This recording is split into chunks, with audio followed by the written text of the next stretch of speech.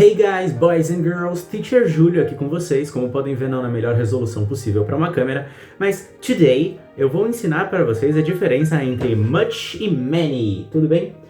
Então vamos entender a diferença entre esses dois. Quando é que a gente usa much, quando é que a gente usa many? A gente usa o much para fazer uma pergunta ou afirmar alguma coisa do tipo How much water is in the ocean? E usa many para quando nós falamos algo no sentido de How many fishes are in the ocean? Qual que é a diferença? A diferença é que os peixes nós conseguimos contar. 1, 2, 3, 4, 5 peixes. Sim, tubarão é peixe. Então, aqui nós estamos falando de coisas que são contáveis. E aqui nós não conseguimos contar quanta água tem no oceano. Eu não consigo falar, aqui tem uma água, 2 águas, 3 águas, 4 águas. Não é assim que funciona. A água, a gente precisa de uma unidade de medida além para poder descrever a quantidade. Então nós podemos falar em termos de litros, em termos de mililitros, em termos de metros cúbicos e por aí vai.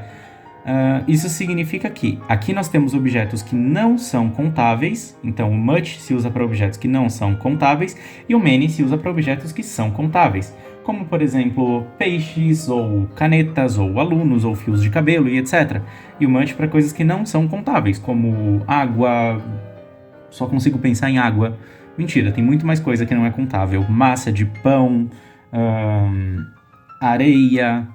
A areia não é contável, a gente conta os grãos de areia e por aí vai. Acho que deu para entender a ideia. Mas vocês devem estar se perguntando uma coisa. Que legal, Teacher Júlio. Eu entendi a diferença entre o much e o many, mas isso aqui é uma aula de física, não de inglês.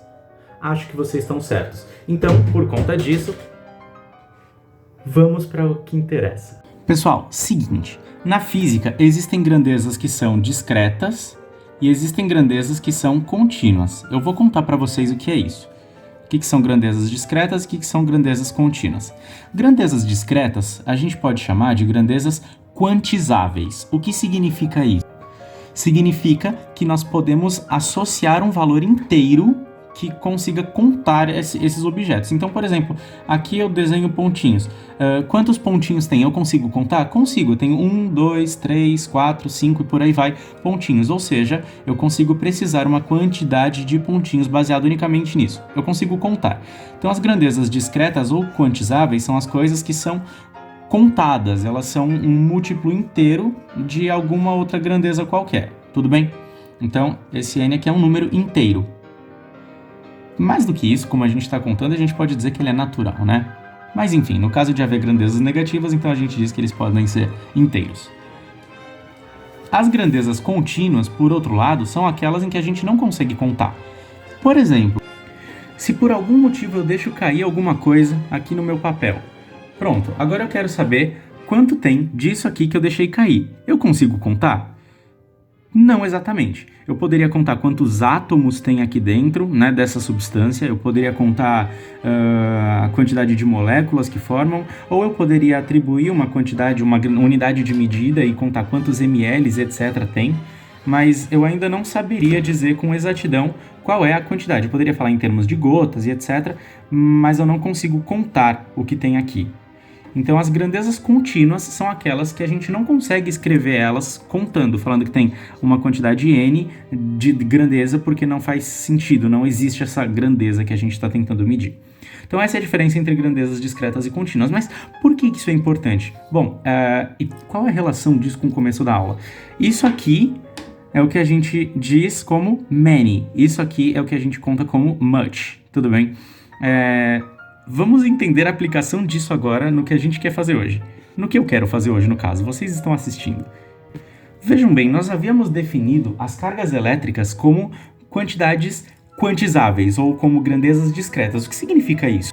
Significa que um objeto carregado é um objeto que tem um desequilíbrio de cargas. Então, eu vou desenhar um objeto, eu vou falar que ele tem um desequilíbrio aqui de cargas negativas em relação às cargas positivas. Tá bom. Qual é a carga desse objeto aqui? Eu vou contar quantas cargas estão em desequilíbrio.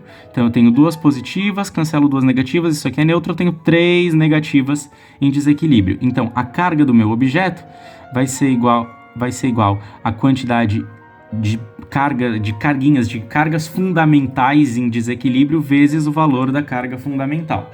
Então isso é uma grandeza discreta, uma grandeza quantizável, tudo bem? A carga elétrica é uma grandeza quantizável. Então se aqui eu tenho 3 elétrons sobrando, a carga do meu objeto vai ser o número de elétrons, 3, vezes a carga fundamental do elétron, que a gente sabe que era 1,6 vezes 10 a menos 19, certo? Negativo.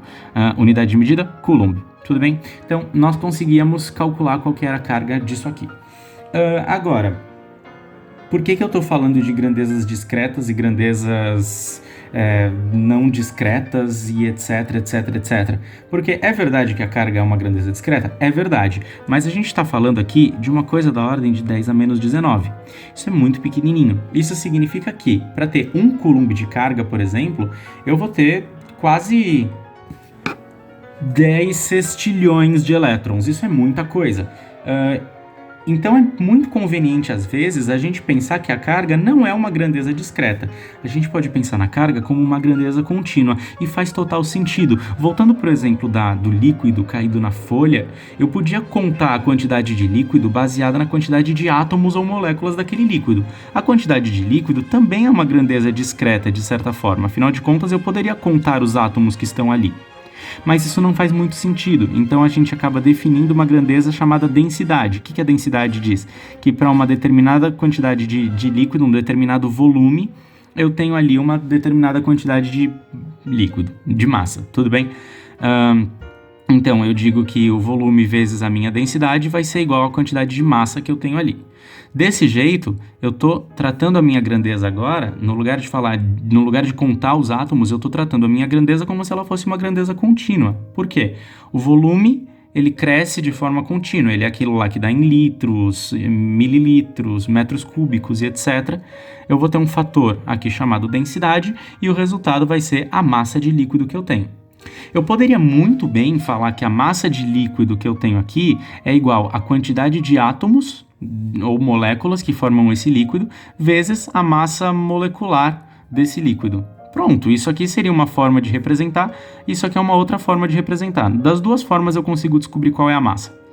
Então a pergunta é, eu consigo escrever a carga como um múltiplo inteiro de cargas elementares. Será que eu consigo escrever a minha carga de um jeito contínuo desse jeito? A resposta é sim. De que forma? Eu defino uma grandeza chamada densidade de carga. O que significa densidade de carga? Imagina aqui que a gente tem um fio carregado.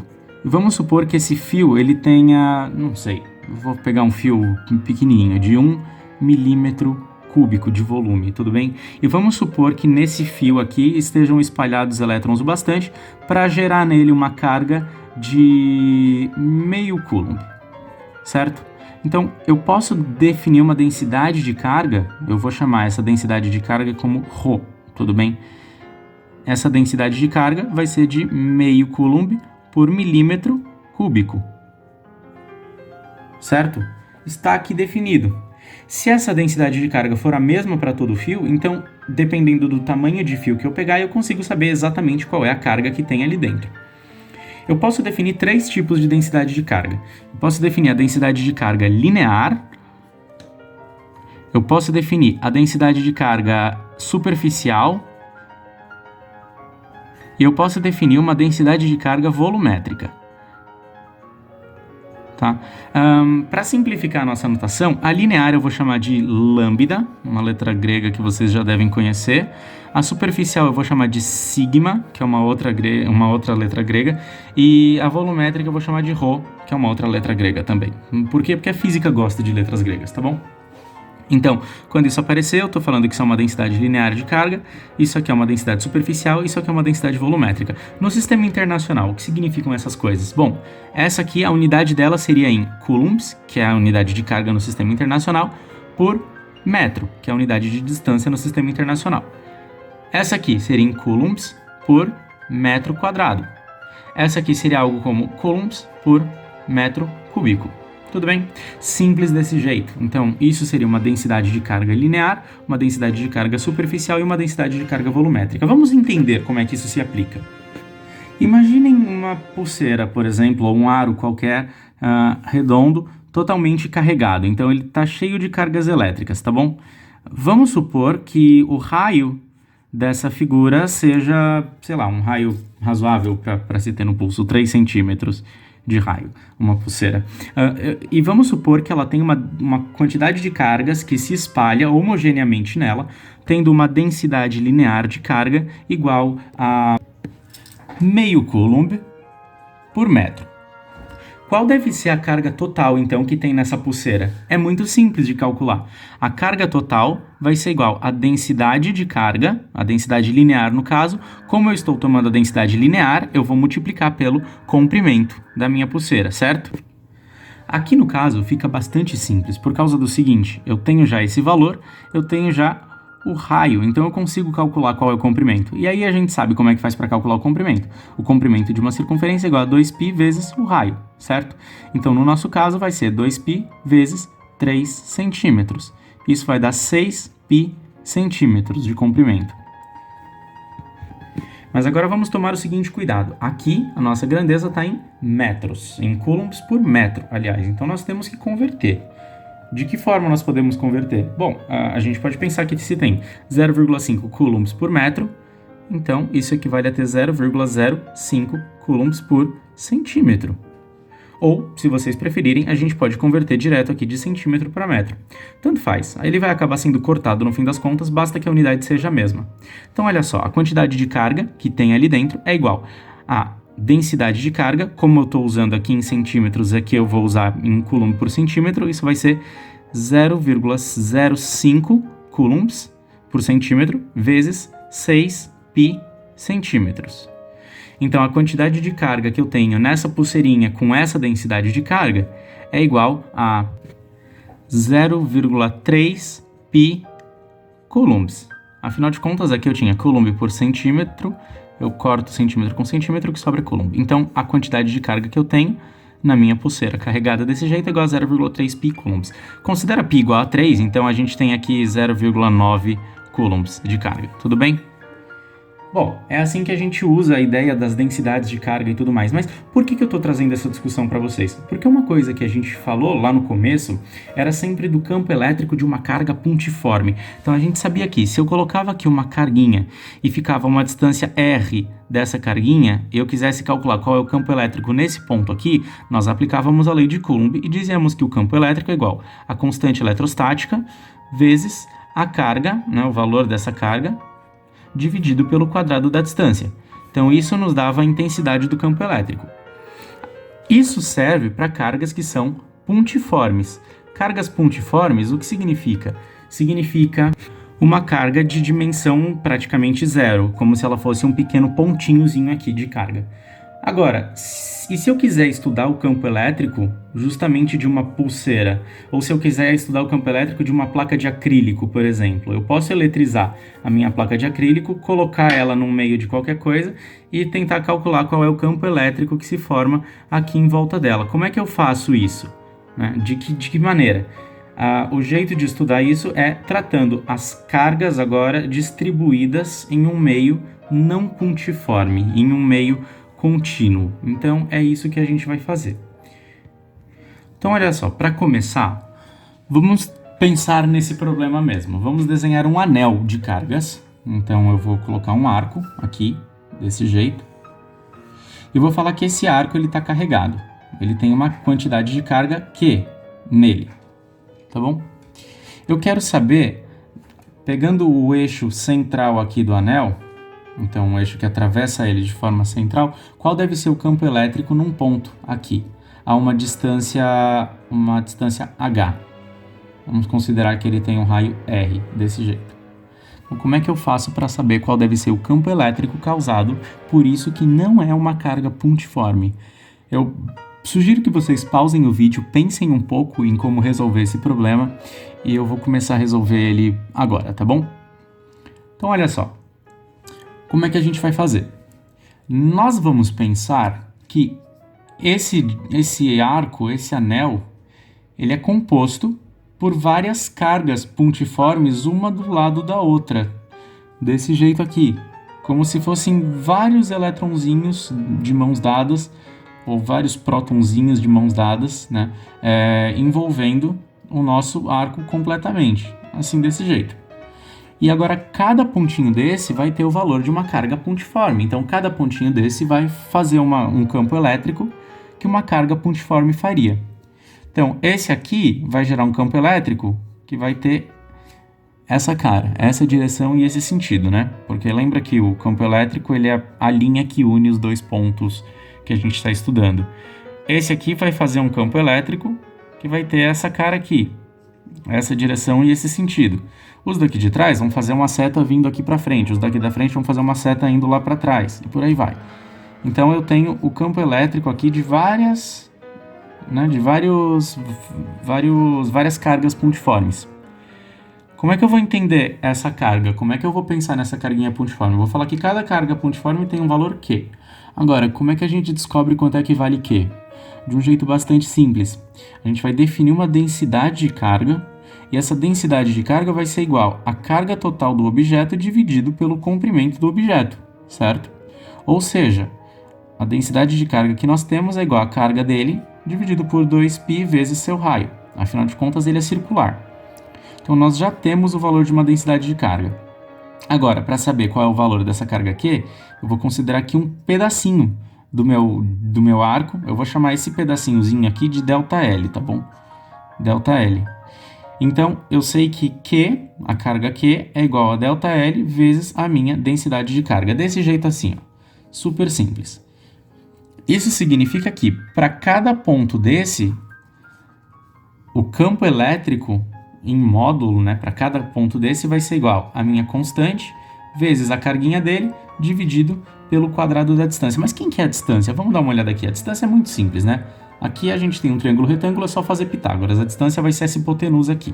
Então é igual a h ao quadrado mais r ao quadrado, o quadrado da distância, certo? Então d quadrado é igual a h ao quadrado mais r ao quadrado. Como aqui na nossa fórmula já vem o d ao quadrado, eu só escrevo h ao quadrado mais r ao quadrado. Então isso aqui é a intensidade do campo elétrico causado por uma carguinha dessas na borda do meu arco. Mas isso já resolve o meu problema? De forma alguma, não resolve. Por quê? Porque o campo elétrico ele sofre de um negócio chamado princípio de superposição. O que significa isso? Significa que aqui eu vou somar todos os vetores de campo elétrico e tem que ser uma soma vetorial. Soma vetorial, a gente soma a intensidade, a direção e o sentido. Então, por exemplo, se eu tenho um par de vetores campo elétrico, um nessa direção, o outro nessa direção aqui, eu posso decompor esses vetores em uma componente y para cada um, certo? Eu vou chamar esse campo aqui de E1, esse campo aqui de E2. Aqui eu tenho E1x, aqui eu tenho E1y, aqui eu tenho E1x. Eu faço o mesmo para o outro lado. Aqui eu vou ter E2y, aqui eu tenho E2x. Agora, pensa comigo. Se eles têm o mesmo ângulo aqui e aqui, então as componentes x se cancelam. Quem eu estou somando são só as componentes y. Então é esse cuidado que a gente precisa ter na hora de montar aqui o nosso problema. E que problema? Eu vou deixar vocês pensando nisso. Na aula da semana que vem eu resolvo com vocês. Mas isso é bastante interessante. Eu vou desenvolver um pouquinho mais. Seguinte, o que a gente sabe? A gente pode decompor o vetor. Então vamos olhar aqui para o problema do nosso cone. A gente tem, do nosso cone não, né? Do nosso anel. A gente tem aqui uma distância h, aqui uma distância r. Então, entre essa carga que eu considero pontiforme e aqui eu tenho uma distância d igual a raiz de h ao quadrado mais r ao quadrado, por Pitágoras, né? E o meu campo elétrico está aqui desse jeito. Eu já vi que todas as componentes x de todos os campos elétricos de cada carguinha aqui vão se anular. Então eu vou me importar só com as componentes y. Então basta eu descobrir quem é a componente y de uma carguinha dessa e somar todas. Como é que eu faço isso? Isso aqui é um triângulo retângulo, certo? Aqui eu vou formar, ó, eles são opostos pelo vértice, aqui eu também formo um triângulo retângulo, então basta aplicar a trigonometria do triângulo retângulo. De que forma? Aqui eu tenho EY, aqui eu tenho EX, e isso aqui é o meu E, o meu campo elétrico, certo? Tudo bem? É claro que ele vai estar apontando para cá, mas por fins didáticos eu escrevi desse jeito. Agora, o que a gente sabe? Esse campo elétrico nós conseguimos calcular a intensidade dele. Qual é a intensidade dele? É essa aqui. Quem que nós queremos? A componente y.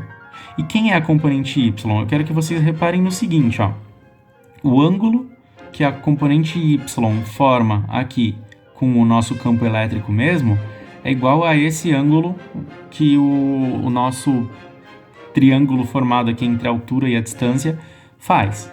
Então, esse triângulo aqui, ele é semelhante a esse triângulo aqui.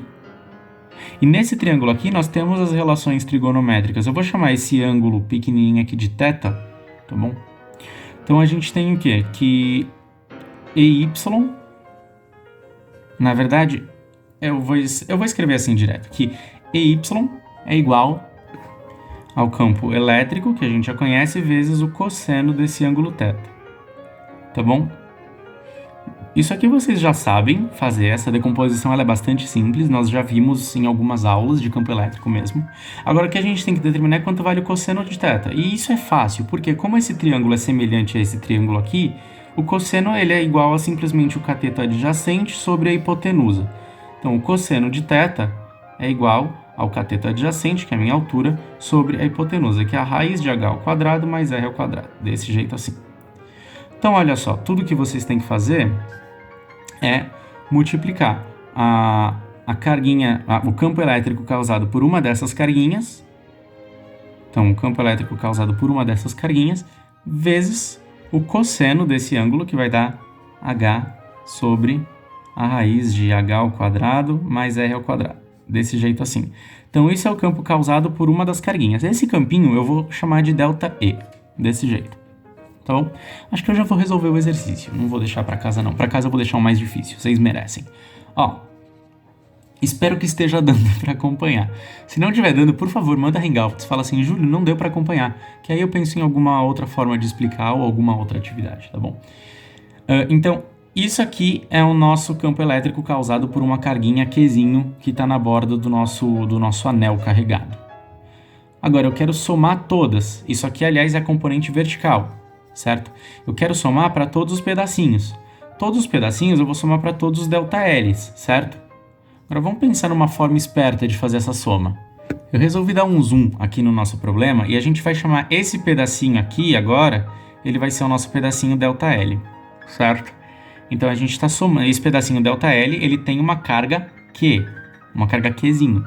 Eu estou somando os campos elétricos para cada pedacinho desse, e eu sei que cada pedacinho desse, aqui em cima, vai fazer um campo elétrico com componente vertical, EY, de Q, igual àquilo que a gente calculou anteriormente, que era a constante eletrostática, vezes a carga Qzinho, dividido pelo quadrado da distância, que era h ao quadrado mais r ao quadrado. Mas olha, esse Qzinho, eu posso escrever ele como lambda vezes ΔL. Então, o campo elétrico causado aqui por esse pedacinho de carga vai ser o quê? Vai ser K0 vezes a densidade de carga vezes o tamanhico daquilo lá, lambda vezes ΔL, dividido por h ao quadrado mais r ao quadrado. Lembrando que aqui eu estou multiplicando por aquele cosseno de θ, que a gente tinha calculado já. Aquele cosseno era igual a hzinho sobre a raiz de h ao quadrado mais r ao quadrado. Desse jeito aqui. Então essa é a componente y causada por cada pedacinho ΔL. Quantos pedacinhos eu estou somando aqui? Eu estou somando todos os pedacinhos aqui em volta. E o meu campo elétrico causado por esse anel, o campo elétrico que eu quero calcular mesmo de verdade, ele vai ser igual à soma de todos os campos elétricos que tem essa cara aqui para todos esses pedacinhos. E como é que eu faço essa conta bizarra? Bastante simples. Eu vou pensar que cada pedacinho eu posso escrever, olha só, como um arco dessa circunferência. Afinal de contas, isso é uma circunferência. Aqui vai ser um arco com um ângulo ΔΦ, tá bom? O raio R. Então, o comprimento desse arco, meu ΔL, ele é igual simplesmente a R vezes ΔΦ. Isso aqui vocês devem se lembrar lá do movimento circular uniforme do primeiro ano. Lembrando que ΔΦ tem que estar em radianos, então a volta completa tem 2π radianos, certo? Agora, olha que fácil que ficou. A soma que eu estou fazendo, o somatório que eu estou fazendo, o meu campo elétrico, ele vai ser o somatório de K0 vezes lambda vezes o meu ΔL, que é R vezes ΔΦ, dividido por h ao quadrado mais r ao quadrado, vezes esse negócio aqui, h sobre a raiz de h ao quadrado mais r ao quadrado. Tá bom? Agora o seguinte, reparem que tudo aqui é um produto, K é constante, a densidade é constante, o raio é constante, H é constante, isso aqui é constante, isso aqui é constante, todas essas coisas são constantes. E a propriedade de um somatório é que a gente pode fatorar. O que significa isso? Se eu estiver fazendo um somatório, eu vou fazer um somatório feio, aqui ficou feia a minha letra de somatório, mas vamos supor que eu faça um somatório em que eu tenho uma constante vezes a grandeza que eu estou somando. O que significa isso? Eu estou fazendo A vezes x1 mais x2 mais x3, na verdade o que eu estou fazendo é A vezes x1 mais A vezes x2 mais A vezes x3 e por aí vai, só que isso pode ser fatorado dessa forma e eu posso escrever isso como A vezes o somatório de x, simplesmente. Então, as constantes elas podem ir para fora do somatório, certo?